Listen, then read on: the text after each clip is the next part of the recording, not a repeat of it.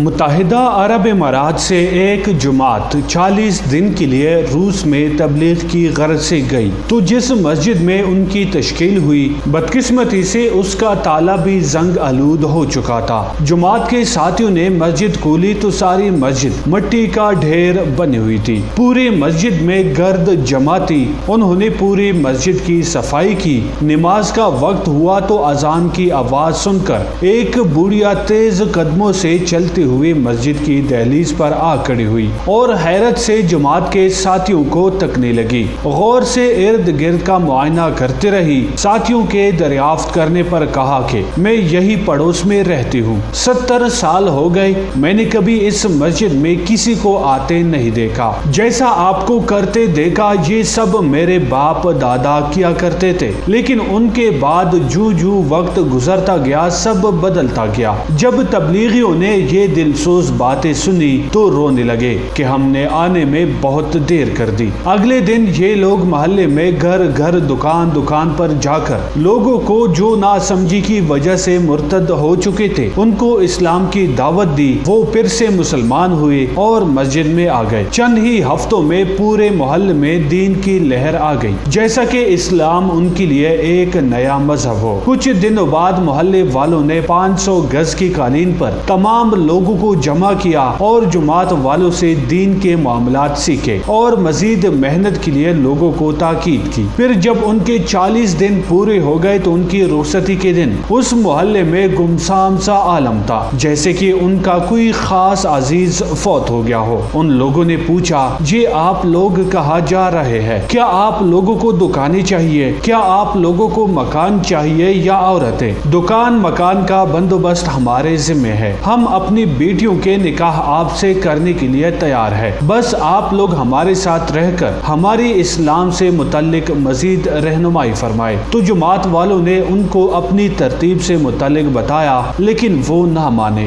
وہ لوگ بضد تھے کہ آپ لوگ واپس نہ جائے، کہیں پھر سے ہماری نسلیں تباہ نہ ہو جائے۔ تبلیغیوں نے اپنی مجبوریاں اور تقاضے بتائے تو بالآخر اس بات پر وہ آمادہ ہو گئے کہ ہم لوگ جاتے ہی ایک دوسری جماعت بیچنے کے لیے اپنے مرکز میں درخواست کریں گے۔ اس طرح سے یہ جماعت اللہ کی راہ سے واپس اپنے گھروں کو لوٹ آئی۔ امریکہ میں قریب 52 صوبے ہیں۔ وہاں کے لوگ جب رائیونڈ میں اجتماع پر آئے تو درخواست کی کہ ہمارے ہر صوبے کے لیے الگ سے ایک جماعت چاہیے جو در در پہنچ کر اسلام کی حقانیت سے لوگوں کو مستفید کرے۔ امریکہ میں ایک جماعت گئی۔ اس جماعت کے 2 لوگ ایک بندے کے پاس دین کی غرض سے پہنچے تو اس نے ایک بندے کا گریبان پکڑ کر کہا، میرے ابو امی بغیر کلمہ پڑھے اس دنیا سے چلے گئے ہیں، اس سب کے ذمہ دار تم لوگ ہو۔ تم لوگوں نے دین پہنچانے میں بہت دیر کر دی۔ قیامت کے دن میں تم لوگوں سے اس بات کا حساب لوں گا۔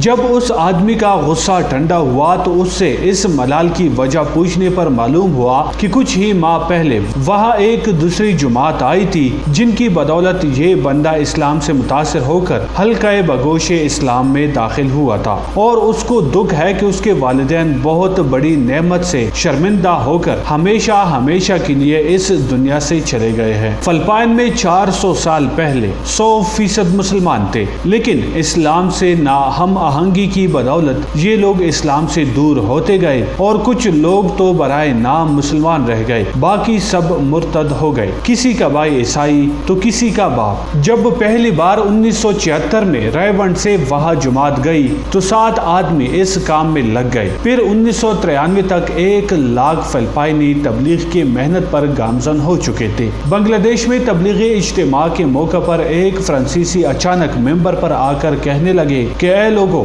ہم نے تم لوگوں تک چھوٹی اپنی ایجادات بھیجی تاکہ سارے لوگ ہماری ایجادات سے مستفید ہو، لیکن تم لوگوں نے مفت کا کلمہ تک ہمارے اجداد سے روکے رکھا، اس کا حساب اللہ تم سے لے گا۔ چند سال پہلے تنزانیہ میں ایک جماعت گئی۔ کچھ ماہ بعد ان کا ایک خط رائیونڈ میں موصول ہوا کہ یہاں کے لوگوں میں دین کی اتنی طلب اور پیاس ہے کہ ایک دن میں 3000 لوگوں نے اسلام کی دعوت قبول کر لی، اور جب وہ جماعت سال پورا کر کے واپس آئی تو کارگزاری میں بتایا کہ ایک سال میں 20,000 لوگ مسلمان ہوئے ہیں۔ انگلینڈ میں 1952 میں جب پہلی جماعت گئی تو وہاں صرف 2 مسجدیں تھی، اور اب تبلیغ کی محنت محنت اور اللہ کے کرم سے 1500 مساجد ہے، جن میں سے 100 سابقہ گرجا گھر ہے۔ انگلینڈ والوں کا کہنا ہے کہ وہاں اب گرجا گھر بہت کم رہ گئے ہیں۔ جب بھی کوئی گرجا گھر فروخت ہونے لگتا ہے تو مسلمان خریداری میں پہل کرتے ہیں۔ ایک گرجا گھر کی خریداری پر ایک ہندو نے مندر بنانے کے لیے قیمت چڑھائی کر دی تو مسلمانوں کی عورتوں نے اپنے زیور بیچ کر اس کی رقم ادا کی اور گرجا گھر کی جگہ مسجد تعمیر کرائی۔ یاد رہے کہ گرجا گھروں کی جگہ مسجدوں کی تعمیر کی بڑھتی ہوئی تعداد کی وجہ سے حکومت نے پابندی بھی لگائی تھی۔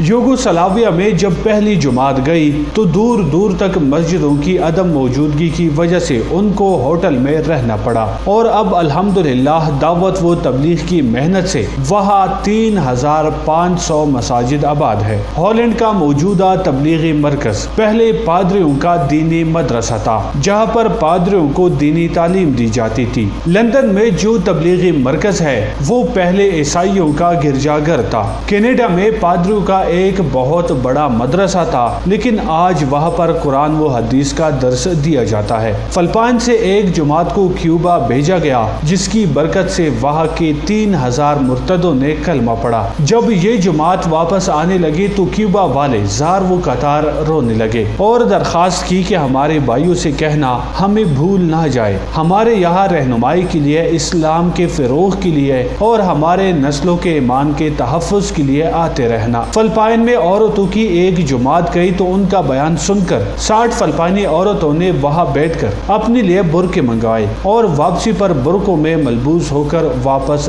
گھر ہوئی۔ انہوں نے اپنے بچوں کو دین کی خاطر تعلیم کے لیے رائیونڈ بھیجا۔ جب پتہ چلا کہ دینی تعلیم کے لیے پوری دنیا سے لوگ رائیونڈ کی طرف آ رہے ہیں اور تعداد میں کثرت کی وجہ سے کچھ بچوں کو واپس کیا جا رہا ہے تو فلپائنی عورتوں کی طرف سے ایک خط موصول ہوا کہ خدارا ہم نے اپنے زیور بیچ کر بچوں کو دین کی تعلیم کے لیے روانہ کیا ہے، خدا کے لیے ان کو واپس نہ کرنا ورنہ یہ کبھی بھی دین کو نہ سمجھ سکیں گے۔